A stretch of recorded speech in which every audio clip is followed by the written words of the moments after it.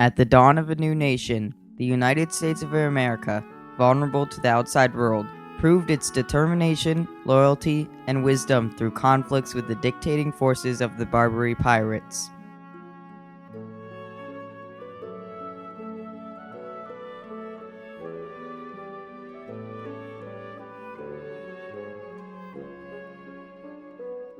Debate and diplomacy propelled the United States through its first major victory in foreign waters, and proved the new military power. The Barbary pirates were from the four Barbary states of North Africa: Morocco, Algiers, Tunis, and Tripoli. The name Barbary derives from Khair ad-Din, called Barbarossa, meaning Redbeard. Barbarossa was an adventurer during the Crusades. He seized Algiers in 1510 and protected it from the Spaniards.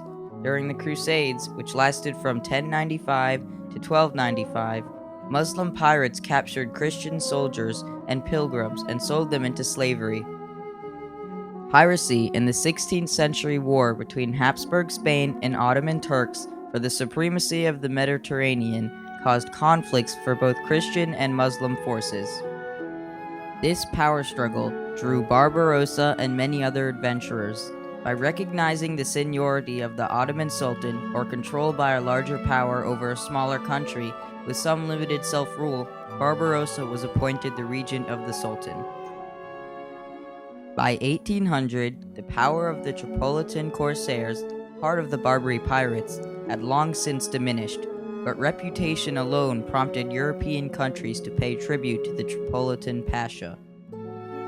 When America won its independence, the British tribute no longer protected American ships, and so many U.S. ships were captured and sailors enslaved. In 1799, following the Tripolitan Treaty, the United States agreed to pay $18,000 a year to protect ships.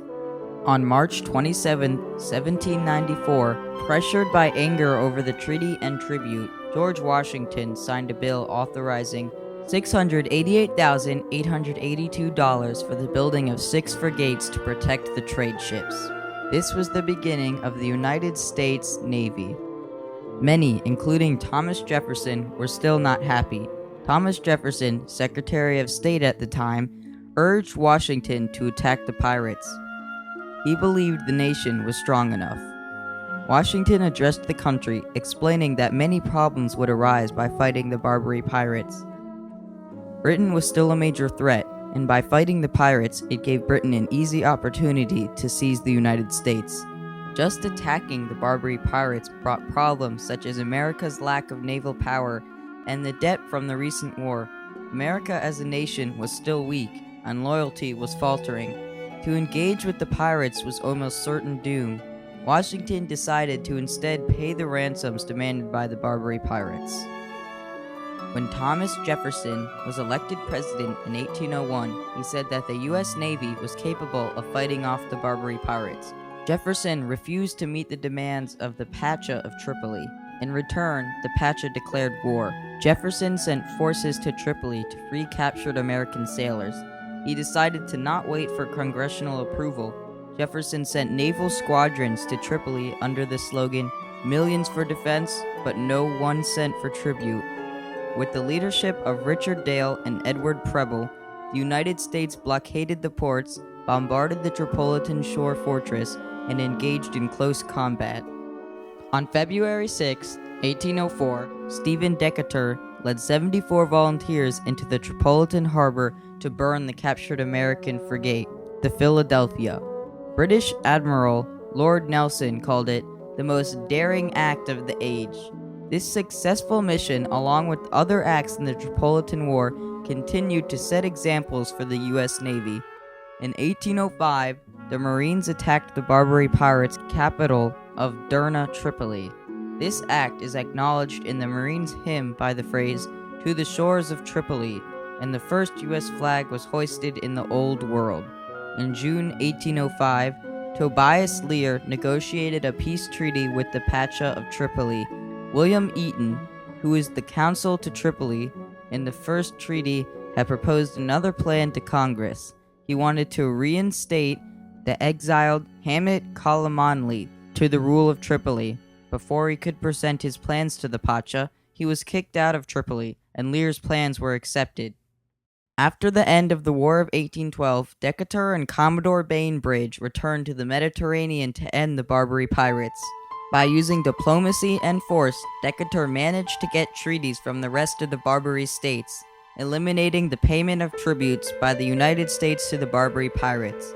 When the Napoleonic Wars ended, the Europeans eliminated the Barbary pirates and the payment of tributes to them. The Barbary Wars represent debate and diplomacy through treaties, opposing views, and war for the freedom of trade routes. These encounters with the Barbary pirates showed the other nations the capability of the United States of America, and its diplomatic achievements freed the Mediterranean of pirates for all. George Washington and Thomas Jefferson disagreed on the way to handle Barbary pirates.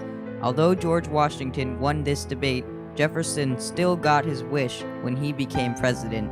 Presentation of Eaton's treaty would have been catastrophic, and it only would have enraged the Pacha. Luckily, Tobias Lear's treaty was accepted, and in the Second Barbary War, the Barbary pirates were vanquished forever. These events are noted in the Marine hymn by the phrase, "To the shores of Tripoli," which is still sung today. Even though the Barbary pirates and the Barbary Wars are not well known today, these events proved the United States freed the trade routes to improve economy and form the United States Navy. This war was the key to success for the United States' survival through the early years, and the determination it took to propel itself through the war certainly paid off in the end.